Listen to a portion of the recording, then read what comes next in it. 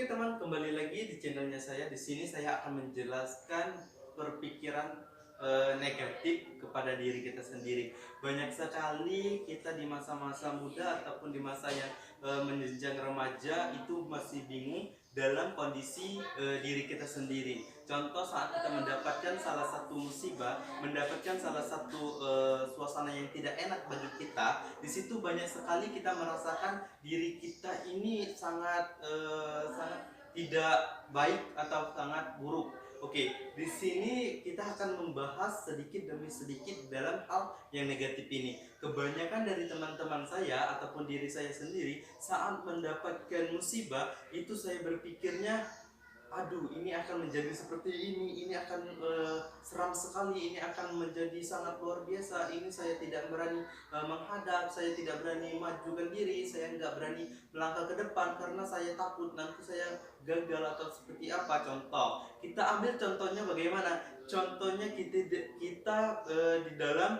kewirausahaan, di dalam usaha. Oke, di sini kita mengambil kesimpulan di dalam usaha itu banyak sekali dari teman-teman kita ataupun dengan diri saya sendiri itu kebanyakan memikir. Kenapa kebanyakan memikir? Dia memikir ke hal yang negatif karena kita membahas yang hal negatif. Nanti di channel selanjutnya ada beberapa hal untuk membahas dengan hal positif. Di sini saya akan membahas tentang hal negatif karena kebanyak sekali dari teman-teman kita ataupun diri kita sendiri itu sangat kebanyakan memikir. Contohnya bagaimana kebanyakan memikir?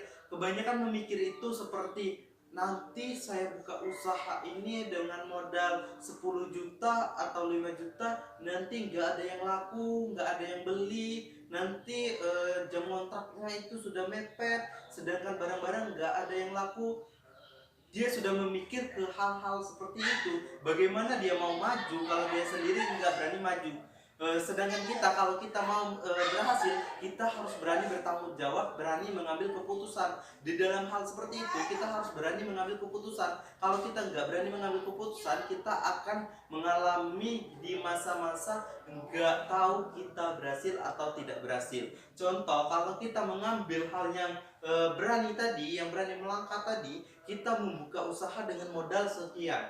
Lalu saat kita sudah membuka usaha dengan modal ini, barang-barang juga sudah kita beli, tempatnya juga sudah ada, lalu kita pemahamannya bagaimana?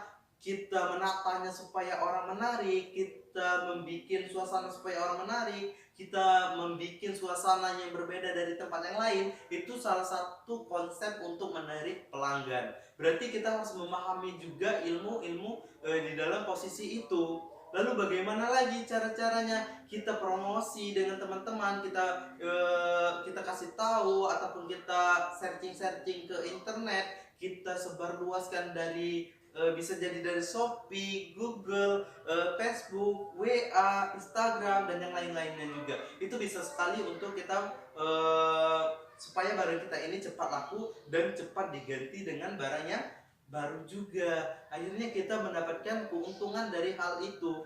Berarti dalam kategori kita harus berani melangkah dulu. Kalau kita berani melangkah, kita akan mendapatkan dua jawaban, antara berhasil dengan gagal. Kalau kita sudah melangkah, kita gagal, kita tahu kekurangannya, sedikit banyaknya kita tahu. Oh, sekali lagi kalau saya mau membuka usaha, seharusnya saya memikirkan konsep terlebih dahulu. Konsepnya bagaimana? Konsepnya saya harus di mana tempat lalu lalang orang keluar perginya di sana ataupun keluar masuknya orang di sana. Tempat itu tempat yang paling cocok untuk bikin usaha.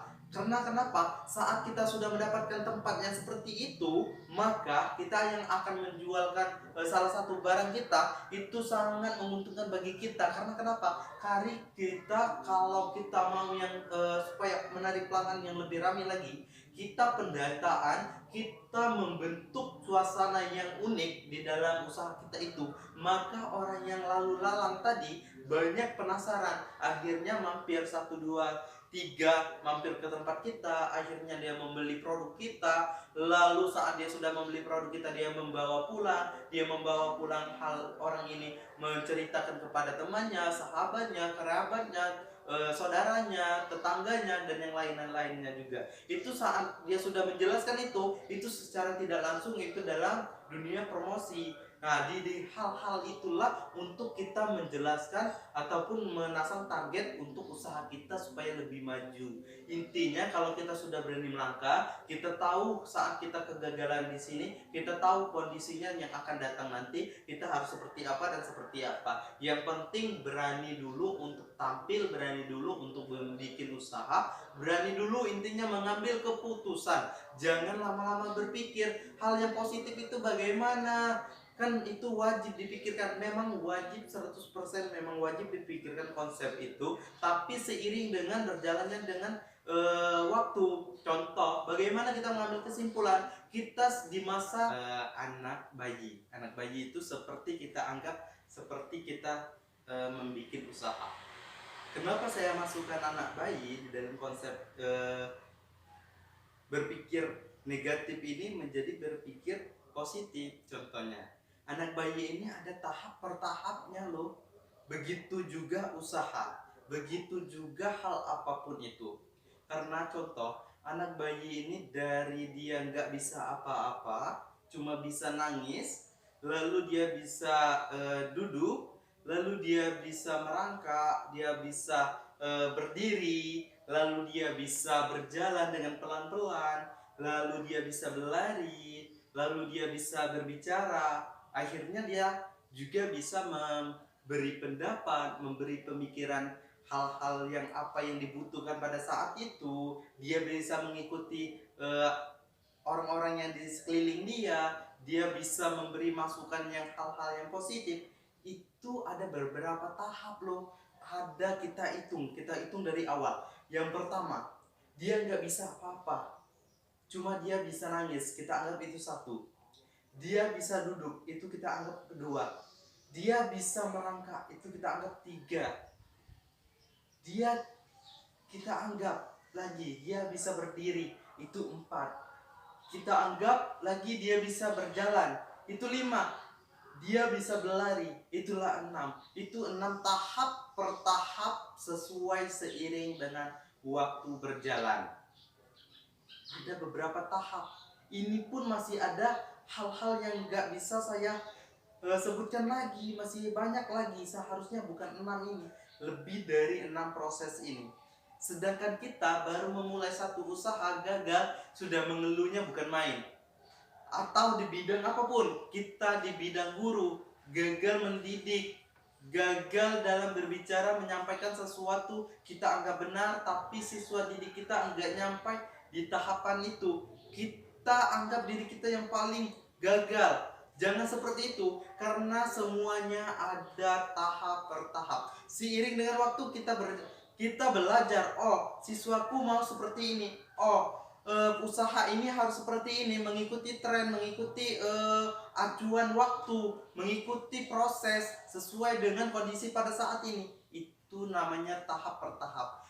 Jadi untuk teman-teman, jangan banyak berpikir negatif, berpikirlah positif. Saat kita berpikir negatif, kita akan tenggelam di dalam posisi vakum. Arti vakum apa? Diam diri, maju nggak mau, mundur juga nggak mau, mantap di posisi itulah. Mantap di posisi itu. Maka bagaimana kita mau melihat suasana di luar? Kita ambil kesimpulan lagi. Sebenarnya di dalam posisi negatif ini banyak kesimpulan yang ditarik oleh posisi negatif ini.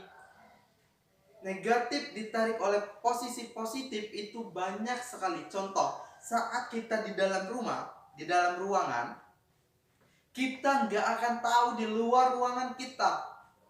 Kita nggak akan tahu suasananya bagaimana, apakah panas, apakah dingin, apakah udaranya sangat segar, apa udaranya nggak baik, kita nggak tahu. Karena kenapa? Karena kita masih di dalam ruangan.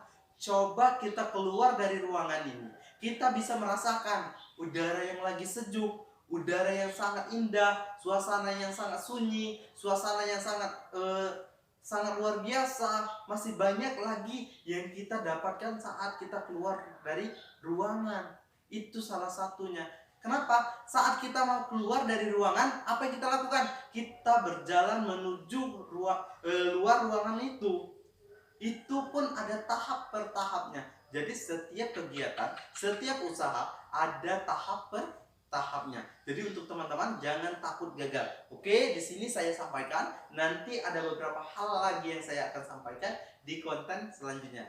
Saya akhiri, sampai berjumpa di channel saya selanjutnya.